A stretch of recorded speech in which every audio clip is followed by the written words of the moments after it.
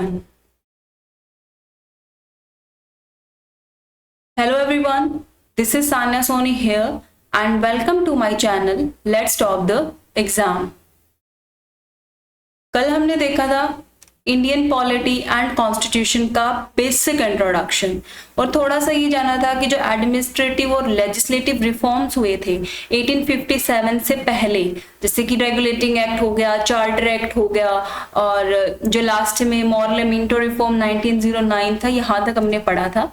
आज हम देखेंगे हमारे आगे के पॉइंट जो कल रह चुके थे, जैसे कि Montagu Chelmsford reform 1919, the government of act 1935, जिसकी वजह से हमारा जो कॉन्स्टिट्यूशन है वो आधा कॉपीड है उस एक्ट से। ठीक है, कैसे कौन कौन से पॉइंट्स इंपॉर्टेंट है वो सब कुछ देखेंगे। उससे पहले अगर आप इस चैनल पे नए हो तो प्लीज चैनल को सब्सक्राइब कर लेना और लाइक शेयर जरूर करना, जो जितने भी नीडी पीपल्स हैं उनको ये शेयर करना। ओके, चलिए अब बिना टाइम ज्यादा वेस्ट किए हम चलते हैं हमारे लेक्चर की तरफ, हमारे वीडियो की तरफ, जिसमें हम कल पढ़ चुके थे। एक बार ओवरव्यू ले लेते हैं। कल हमने अबाउट पॉलिटी के बारे में जाना था। ठीक है, बिफोर रिफॉर्म्स 1857 से पहले कौन कौन से रिफॉर्म हुए थे वो जाना था। रेगुलेटिंग पीट्स चार्टर हुए थे, 4 चार्टर आए थे, 4th लास्ट था। उसके बाद हमने आफ्टर देखा था, जिसमें हमने सिर्फ गवर्नमेंट ऑफ इंडिया एक्ट 1858 पढ़ा, इंडियन काउंसिल एक्ट 1861 पढ़ा था, इंडियन काउंसिल एक्ट 1892 और the most important Morley Minto reform Indian council act 1909 पढ़ा था। आज हम देखेंगे बचे हुए 5 से लेके 11 तक ये सब कुछ क्या है। ठीक है, चलिए हमने इंट्रोडक्शन बता दिया था कि जो पॉलिटिक्स है उसका मतलब सिटी स्टेट होता है और फादर एरिस्टोटल को वेस्ट में बोलते हैं और कोटिल्य ने अर्थशास्त्र लिखा था जो पॉलिटी की बुक है। हमने ये बोल दिया था कि जो कॉन्स्टिट्यूशन असेंबली है वो 26 नवंबर 1949 को अडॉप्ट किया था, बट फोर्स कब हुई थी 26 जन 1950। ये रेगुलेटिंग एक्ट और रिपीट्स हम पढ़ चुके हैं। अब हम सीधा चलते हैं मॉर्लेमेंटो के बाद मॉन्टेग्यू चैम्सफोर्ड। ठीक है, ये है Montagu Chelmsford report and government of India act 1919। ये रिपोर्ट कब आई थी? 1999 के अंदर आई थी, जिसमें जो मॉन्टेग्यू है वो है सेक्रेटरी स्टेट। ठीक है, और Chelmsford is known as a viceroy. ठीक है, इसे वाइसराय था ये उस टाइम पे। और इन्होंने क्या इंट्रोडक्शन दिया था? इन्होंने डायरची, इन्होंने क्या बताया था? डायरची के बारे में बताया था, मतलब ड्यूअल सिस्टम गवर्नमेंट के बारे में बताया था। जैसे आज हमारे यहाँ पे ड्यूअल सिस्टम गवर्नमेंट ऐसे स्टेट में सीएम रूल करता है और पूरे इंडिया के लिए पीएम रूल करता है, वैसे डायरची इंट्रोड्यूस की गई थी 1919 के अंदर। एंड सब्जेक्ट ऑफ एडमिनिस्ट्रेशन, जितने भी एडमिनिस्ट्रेशन के सब्जेक्ट थे उनको हमने डिवाइड किया था सेंट्रल और प्रोविंशियल सब्जेक्ट के अंदर, जिसके अंदर प्रोविंशियल जो सब्जेक्ट थे उनको भी हमने सब डिवाइड किया था किसके अंदर? ट्रांसफर्ड एंड रिजर्व्ड सब्जेक्ट के अंदर। ठीक है, सो यहाँ से हमें पता चलता है कि हमने क्या किया था, डायरची की शुरुआत की थी, ड्यूअल गवर्नमेंट सिस्टम की शुरुआत की थी और एडमिनिस्ट्रेशन को 2 भागों में बांटा था, सेंट्रल और प्रोविंशियल। और प्रोविंशियल को भी आगे सब पार्ट्स में डिवाइड किया था, which is transferred and reserved subject. Provincial budget वो separated from the central budget. इसी 1919 के अंदर ही, सॉरी मैंने 99 बोल दिया था, 1919 के अंदर ही जो प्रोविंशियल बजट है उसको सेपरेट किया गया था सेंट्रल बजट से। ठीक है, प्रोविंशियल बजट को किससे अलग किया हमने? सेंट्रल बजट से अलग अलग बनाए जाते थे। जैसे कुछ टाइम पहले हमारे यहाँ पे भी जो रेलवे बजट था वो हमारे सेंट्रल बजट से अलग कर दिया गया था, बट अभी दोनों बजट एक साथ पब्लिश होते हैं। ठीक है, provincial legislature empowered to present its own budget, कि जो प्रोविंशियल लेजिस्लेचर थी उसके पावर थी कि वो अपना ओवन खुद का बजट पेश कर सकती है and levy its own taxes relating to its provincial source of revenue, और अपने रेवेन्यू के सोर्स के को पूरा करने के लिए, अपने कोष को पूरा करने के लिए वो टैक्सेस अपने अकॉर्डिंग लगा सकती है। जैसे कि कुछ टाइम पहले, कुछ साल पहले हमारे रेलवे में भी ये चीजें थी कि वो अपना बजट खुद बनाती थी और अपने टैक्सेस वगैरह खुद अपने रिवेन्यू को पूरा करने के लिए टैक्सेस वगैरह खुद डिसाइड करती थी। बट ना अभी कौन करता है? अभी सेंट्रल गवर्नमेंट करती है। ठीक है, दोनों बजट एक साथ पब्लिश होते हैं और एक ही बजट बनता है, पहले 2 पब्लिश हुआ करते थे। And central legislature retained power to legislate for the whole country.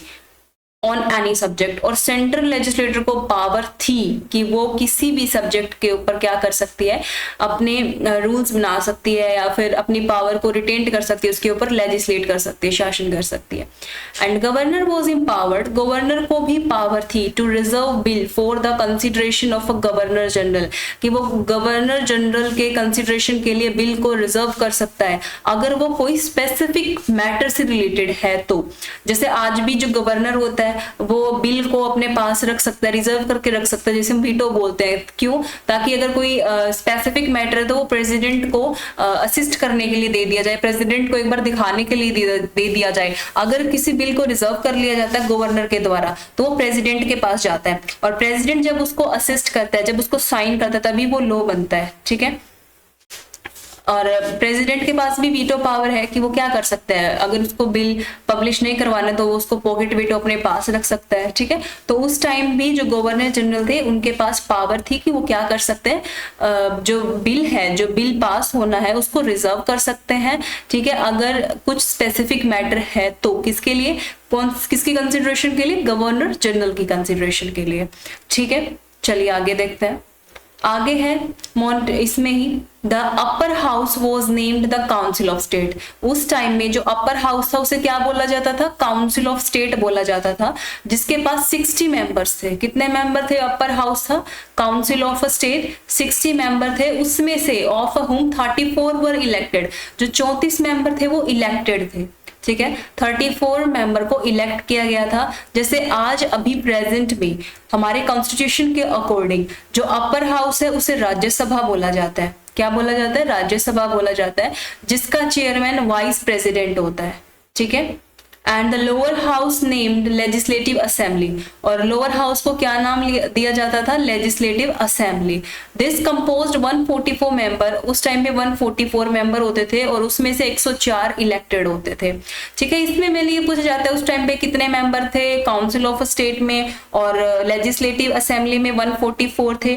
और आज का हमारा जो प्रेजेंट लोअर हाउस कहलाता है वो लोकसभा कहलाता है, जो स्पीकर के द्वारा चलाया जाता है। ठीक है, उसमें जो बिल निकलता है, उसमें जो मनी बिल निकलता है उसकी जो पावर होती है वो स्पेशली स्पीकर के हाथ में होती है, और वही डिसाइड करता है कि वो मनी बिल है या नहीं। ठीक है, next, governor general had certain powers. Governor general के पास उस टाइम पे उन्हें कुछ सर्टेन पावर दी गई थी, जैसे कि with respect to central legislation के रिस्पेक्ट, जैसे कि वीटो पावर थी उसके पास, जैसे कि जो आज हमारे प्रेसिडेंट के पास भी है, पॉकेट वीटो वो अपने पास रख सकते हैं। And reserve bill for the consideration of crown. ठीक है, और वो जैसे गवर्नर क्या करते थे, कंसिडर बिल को अपने पास रिजर्व कर सकते थे, किसकी कंसिडरेशन के लिए? गवर्नर जनरल की। बट गवर्नर जनरल के पास भी ये वीटो पावर थी कि वो भी बिल को रिजर्व कर सकते हैं for consideration of a crown के कंसिडरेशन के लिए। ठीक है, कि वो आगे क्राउन को वो बिल सेंड करेंगे, फिर उनका जो रिस्पॉन्स आएगा उसके अकॉर्डिंग वो उसको पास करेंगे, नहीं करेंगे वो उनकी मर्जी होगी। And make ordinance in case of emergency, अगर कहीं इमरजेंसी वगैरह लगानी हो तो वो ऑर्डिनेंस बना सकते हैं। एंड प्रायर सैंक्शन, वैसे एक बात है, जो इमरजेंसी है, 3 तरह की इमरजेंसी होती है, एक प्रेसिडेंट रूल, फाइनेंशियल इमरजेंसी और नेशनल इमरजेंसी। ठीक है, फाइनेंशियल इमरजेंसी हमारे देश में अभी तक एक बार भी नहीं लगी है। ठीक है, उसके बाद देखो prior section to introduce bill relating to certain matter, कि इनके पास सेक्शन होता था कि वो इंट्रोड्यूस कर सकते हैं कोई भी बिल जो किसी निश्चित मैटर से रिलेटेड होता है, सर्टेन मैटर से, कोई स्पेसिफिक मैटर उससे रिलेटेड हो तो वो उस चीज को इंट्रोड्यूस करवा सकते हैं। And had the conserve power of certifying bill और grant refused by the legislature. ठीक है, उसके बाद देखो electorates were arranged on a communal and sectional basis. इस टाइम पे जो इलेक्टोरेट्स थे उनको अरेंज किया था कम्युनल और सेक्शनल बेसिस पे। तो इसमें जो मेन पॉइंट्स है वो यही है कि अपर हाउस क्या था, 60 मेंबर्स थे उसके अंदर, जैसे हम काउंसिल ऑफ स्टेट बोलते हैं, और लोअर हाउस क्या था, लेजिस्लेटिव असेंबली, जिसमें 144 मेंबर्स थे। और उससे पहले क्या क्या चीज की डायरेक्ट इंट्रोड्यूस हुई थी। ठीक है, एडमिनिस्ट्रेशन को सेंट्रल और प्रोविंशियल में बांटा गया था, प्रोविंशियल को भी ट्रांसफर रिजर्व में डिवाइड किया गया था, और जो बजट है उनको अलग किया गया था प्रोविंशियल और सेंट्रल को। जो प्रोविंशियल बजट है उनको एम्पावरमेंट थी कि वो अपना बजट और टैक्सेस अपने खुद के अकॉर्डिंग, अपने रिवेन्यू को कलेक्ट करने के अकॉर्डिंग अपनी मर्जी से लगा सकते हैं, ठीक है। गवर्नर के पास और गवर्नर जनरल के पास, दोनों के पास पावर थी कि वो क्या कर सकते हैं, बिल को रिजर्व कर सकते हैं और उसको कंसिडरेशन, फर्दर कंसिडरेशन के लिए रख सकते हैं, ठीक है।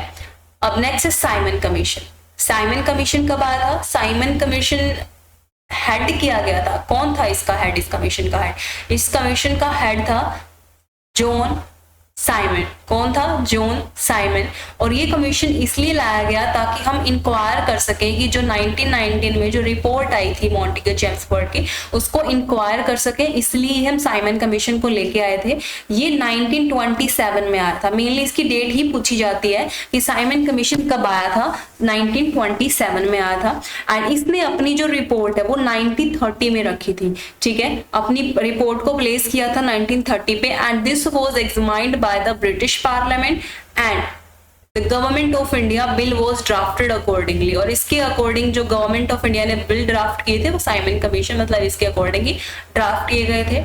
इसमें मेनली यही पूछा जाता है कि साइमन कमीशन 1927 में आया था और क्यों लाया गया, ताकि 1919 एक्ट को हम उसकी इंक्वायरी कर सके, उसको चेक कर सके।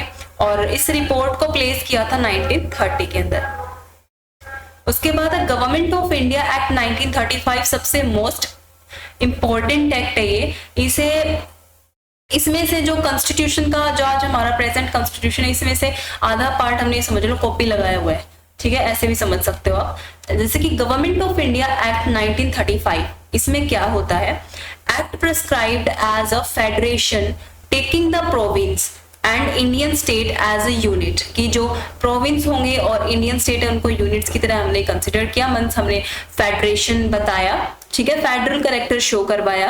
And but it was optional for Indian to join the federation. But इसमें हमने एक चॉइस रखी कि जितने भी इंडियंस हैं उनके पास चॉइस होगी कि वो फेडरेशन को ज्वाइन करें या ना करें। फेडरल कैरेक्टर का मतलब ये होता है कि वो, जैसे हमारे पास भी फेडरल कैरेक्टर स्टेट में अलग है, गवर्नमेंट सेंट्रल में अलग है, वैसे ही जो प्रोविंस और इंडियन स्टेट थे इनकी एक यूनिट थी, उसे हम फेडरल बोलते हैं। और वो इंडियन के पास ऑप्शनल चॉइस थी कि वो इसको ज्वाइन भी कर सकते हैं और नहीं भी कर सकते। Act divided legislative power between centre and province, कि हमने जितनी भी लेजिस्लेटिव पावर थी उसको सेंटर और प्रोविंस के अंदर डिवाइड कर दिया था। Governor was required to act with the advice of minister. Governor को ये जरूरी था कि वो जो भी एक्ट करे वो किसकी एडवाइस पे करे, मिनिस्टर्स की मिनिस्टर्स के कहने पे, उनकी एडवाइस पे करे, जो कि रिस्पॉन्सिबल होते थे लेजिस्लेचर के लिए। जैसे आज भी जो प्रेसिडेंट है वो एक बार एडवाइस लेता है, पीएम से लेता है, सुप्रीम कोर्ट के चीफ जस्टिस ऑफ इंडिया से लेता है जब जरूरत पड़ती है तब, ठीक है। वैसे ही इसमें था। Executive authority was vested in the governor general on behalf of the governor. जो भी एग्जीक्यूटिव अथॉरिटी थी, मींस कोई भी चीज लागू करने का काम होता था, एग्जीक्यूट करने का काम होता था किसी लॉ को, वो किसके पास थी, गवर्नर जनरल के पास थी, वो गवर्नर के बिहाफ पे। जैसे आज जो प्रेसिडेंट है, गवर्नर है, वो हमारे एग्जीक्यूटिव है, ठीक है। कोई भी लॉ बिल बनेगा उनके असिस्ट के, जैसे प्रेसिडेंट की असिस्ट चाहिए ना, उनकी साइन रिक्वायर्ड होते हैं, उनकी असिस्ट रिक्वायर्ड होती है, तो उसके बाद ही वो जो लॉ बिल होता है वो एक्ट बनता है, ठीक है। उसके बाद ही उसको एग्जीक्यूट किया जाता है। तो एग्जीक्यूट में मेनली जो अथॉरिटी किसके पास होती थी, गवर्नर जनरल के पास होती थी ऑन बिहाफ ऑफ गवर्नर। मैं आपको ये पीछे वाला भी जो हिस्ट्री में हुआ था और आज के प्रेजेंट कॉन्स्टिट्यूशन से सब कुछ जोड़ के बता रही हूँ ताकि आपको इजिली समझ आ जाए, ठीक है। Next, counsellor and council of minister, जो बाय कैमरल होती थी, रिस्पॉन्सिबल टू लेजिस्लेचर, वो लेजिस्लेचर के लिए रिस्पॉन्सिबल होती थी, was not appointed through such provision exist in 1935, कि जो काउंसिल और काउंसिल ऑफ मिनिस्टर थी वो बाय कैमरल होती थी, बट उसको अपॉइंट नहीं किया जाता था 1935 के एक्ट के according. In 6 province the legislature was by cameral. 6 province के अंदर, मतलब 6 जो पहले 6 प्रोविंस बोलते थे, आज भी 6 जो ऐसे स्टेट्स हैं जहां पे लेजिस्लेटिव असेंबली भी है और लेजिस्लेटिव काउंसिल भी है, ठीक है। इसमें देखते हैं एक बार। इन 6 province the legislature was by cameral, compromising legislative assembly and council, वहां पे लेजिस्लेटिव असेंबली और काउंसिल दोनों होगी, ऐसे 6 प्रोविंस थे। In other the legislature was unicameral, जैसे हमारे पास मेनली 28 स्टेट्स हैं, ठीक है, उसमें 28 स्टेट्स के अंदर जो 6 स्टेट्स हैं वहां पे आज भी क्या है, लेजिस्लेटिव असेंबली भी है और क्या है जिसको सीएम करते हैं, लेजिस्लेटिव काउंसिल भी है जो अपर हाउस कहलाता है, ठीक है, और लेजिस्लेटिव असेंबली क्या कहलाती है, लोअर हाउस कहलाती है स्टेट के अंदर। आज भी 6 स्टेट में बाइकैमरल फंक्शन चल रहा है प्रेजेंट में भी, ठीक है। बाकी जो अदर स्टेट्स है वो यूनिकैमरल है, वहां पे सिर्फ लेजिस्लेटिव असेंबली है, काउंसिल नहीं है, ठीक है। आगे देखो, गवर्नमेंट ऑफ इंडिया एक्ट 1935 के कुछ और points.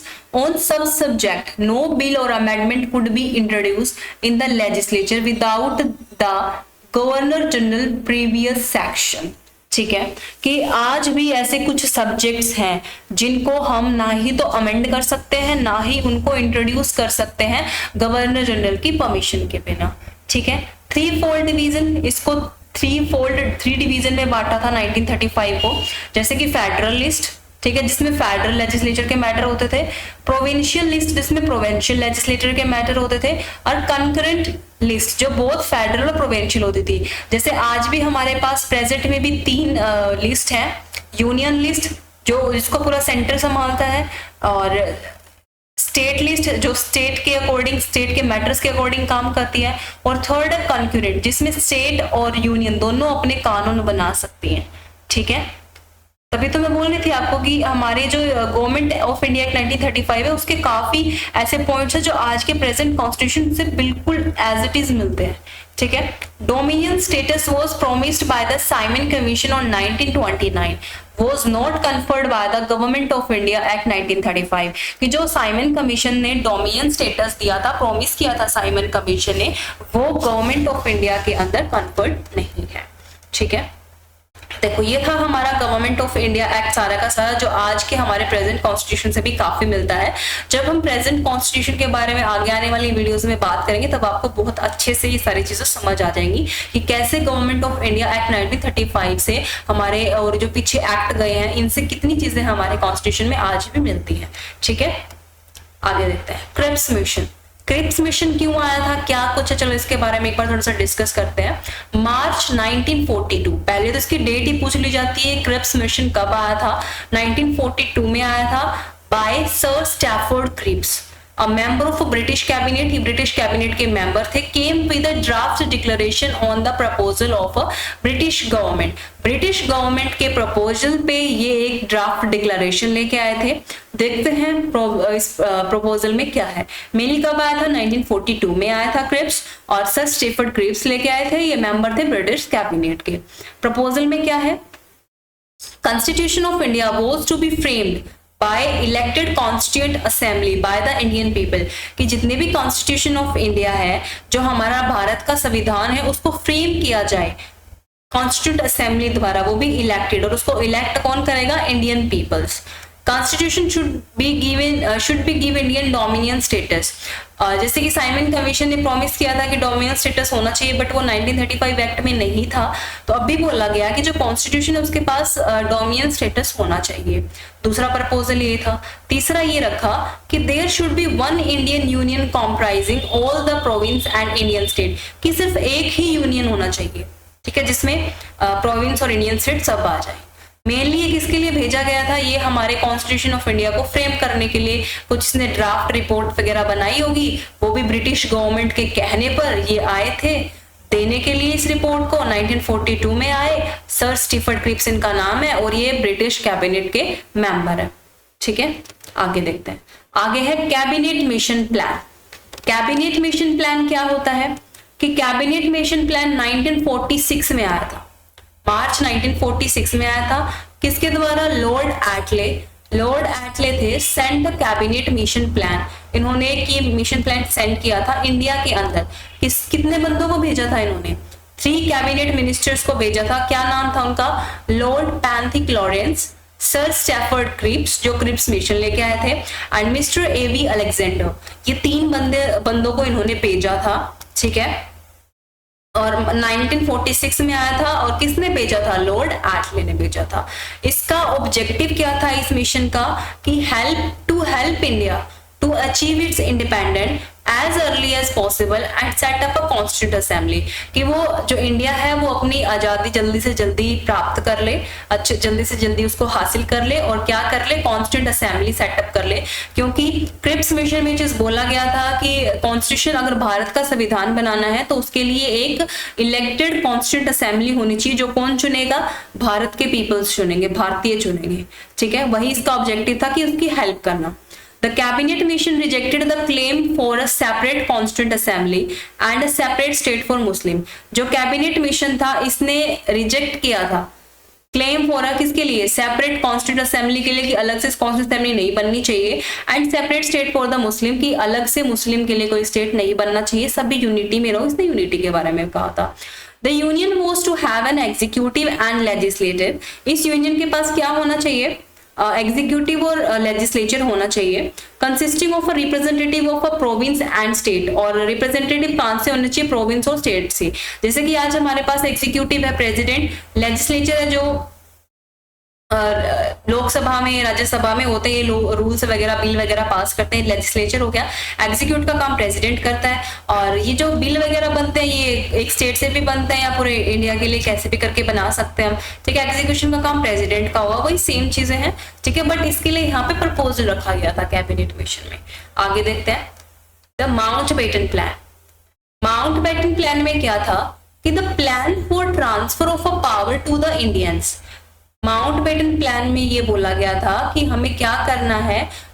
Transfer of a power to the Indians, कि हमें जो पावर है वो इंडियंस को ट्रांसफर करनी है। And partition of the country was led by the Mountbatten plan, ठीक है। और जो पार्टीशन हुआ था इंडिया और पाकिस्तान का, वो किसके द्वारा लेड किया गया था? Mountbatten plan. It was give a formal shape by a statement made by British government। इसने इसको एक फॉर्मल शेप दे दी जो स्टेटमेंट ब्रिटिश गवर्नमेंट ने बनाई थी। कब? 1947 के अंदर। And the another one is last, जब हमें फाइनली आजादी मिल चुकी थी 1947 के अंदर। 14 अगस्त को पाकिस्तान ने अपना इंडिपेंडेंस डे बना लिया, हमने 15 अगस्त का वेट कर लिया, ठीक है। जबकि होनी तो दोनों की थी भाई, हाँ 15 अगस्त को मिल जाएगी, लेकिन पाकिस्तान थोड़ा आगे था ना, उनको तो ये था कि पहले हमें चाहिए सब कुछ। द इंडियन इंडिपेंडेंस एक्ट, जो इंडियन इंडिपेंडेंस एक्ट है 1947 ऑफ द ब्रिटिश पार्लियामेंट, ठीक है। इसमें क्या होगा? फाइनली हमें 1947 में आजादी मिल जाती है, अंग्रेजों से हमारा पीछा छूट जाता है, पूरी तरह से तो नहीं बट कुछ तो ये है कि हाँ छूट ही गया, ठीक है। In pursuance of this act, इस एक्ट के according the government of India act 1935, मैंने कहा था ना कि जो गवर्नमेंट ऑफ इंडिया एक्ट है उससे हमने बहुत सी चीजें कॉपी करी हैं, ठीक है। उसको हमने क्या किया? अमेंड किया by adaptation order both in India and Pakistan, दोनों के अंदर, इंडिया और पाकिस्तान दोनों में हमने उस एक्ट को अमेंड किया for setting up an interim constituent assembly. क्यों? ताकि हम क्या कर सके? एक कॉन्स्टिट्यूंट असेंबली को सेटअप कर सके to draw the future constitution of India, ताकि हम हमारे भारत का जो संविधान है वो भविष्य के भारत के संविधान, मतलब हमें जो संविधान बनाना था उसके लिए हमें कॉन्स्टिट्यूंट असेंबली को सेटअप करना था, जिसके लिए हमने क्या किया? जो गवर्नमेंट ऑफ इंडिया एक्ट था 1935 उसको अमेंड किया इंडिया और पाकिस्तान दोनों के लिए। फ्रॉम द 15 अगस्त 1947, 15 अगस्त 1947 से India ceases to be a dependency and the sovereignty of the British Crown over the Indian state and the treaty relations with tribal areas lapsed from the date। 15 अगस्त में कहने का यही मतलब है इस पॉइंट में कि 15 अगस्त 1947 को हमने फाइनली ब्रिटिश क्राउन से पीछा छुटा लिया, ठीक है। हम फाइनली हमारी जो आज़ादी है वो लेने में कामयाब हो गए, और जितनी भी ट्राइबल एरियाज के साथ ट्रीटी थी वो सब कुछ इस डेट से खत्म हो गई थी। एंड ऑफिस ऑफ जो सेक्रेटरी ऑफ स्टेट का ऑफिस था, जो मेन माना जाता था, जो रिप्रेजेंट करता था ब्रिटिश क्राउन को, वो क्या हो गया? खत्म हो गया, was abolished. The Governor General and the Governor lost of all extraordinary power of legislation to compete with legislature। जो गवर्नर जनरल और गवर्नर को जो पावर थी ना कि वो बिल रख सकते हैं, क्राउन को रिप्रेजेंट कर सकते हैं, वीटो और एक्स्ट्रा पावर थी कि कोई भी ऑर्डिनेंस इमरजेंसी के केस में लगा सकते हैं, वो सब क्या हो गई? फिनिश, ठीक है, खत्म, उनकी सारी पावर चली गई थी। And the constituent assembly itself were to function also as the central legislature with complete sovereignty. और कॉन्स्टिट्यूंट असेंबली ने अपना काम अच्छे से करना शुरू कर दिया। इन्होंने एक असेंबली बनाई, कमेटीज बनाई और उसके थ्रू हमारे कॉन्स्टिट्यूशन को बनाने को अंजाम दिया। ठीक है, चलिए ये था हमारा सारा पॉलिटी का इंट्रोडक्शन कि एडमिनिस्ट्रेटिव और लेजिस्लेटिव रिफॉर्म कैसे हुए, बिफोर कैसे हुए, आफ्टर कैसे हुए। आफ्टर के बाद तो जो गवर्नमेंट ऑफ इंडिया 1935 है ये काफी मैच करता है। ठीक है, अब ये हम हमारे आगे आने वाले कॉन्स्टिट्यूशन में इजीली देखेंगे कि कैसे क्या क्या चीजें मैच करती हैं। सो आप इन सब चीजों का अच्छे से नोट्स बनाएं, क्योंकि जो पॉइंट्स लिखे हुए ये मेनली एग्जाम में पूछे जाने वाले पॉइंट्स मैंने यहाँ पे डाले हुए हैं। ठीक है, एक्स्ट्रा थिंग्स जो है वो बहुत कम, मतलब बिल्कुल स्मॉल परसेंटेज में आती है, पर जो ये चीजें हैं ये बहुत ज्यादा पूछी जाती है। जो पॉइंट्स मैंने यहाँ पे डाले हुए हैं जैसे कि मोंटेग्यू चैम्सफोर्ड का और मोरले मिंटो का और रेगुलेटिंग चार्टर, तो ये वाले क्वेश्चंस, इसमें से जो क्वेश्चंस बनते हैं वो पॉइंट्स मैंने यहाँ पे सारे डाले हुए हैं। ये आपके लिए बहुत यूजफुल रहेगा। आप इसका अच्छे से रिविजन करिए, नोट्स बनाइए, कुछ भी करिए, बस इन पॉइंट्स को खोट के भी जाइए। ठीक है, सो अगर आपको ये वीडियो काफी अच्छी लगे, हेल्पफुल लगे, तो आप इस वीडियो को शेयर जरूर करें ताकि हम हमारा जो मोटिव है कोचिंग फ्री इंडिया वो पूरा कर सके। ठीक है, थैंक यू सो मच।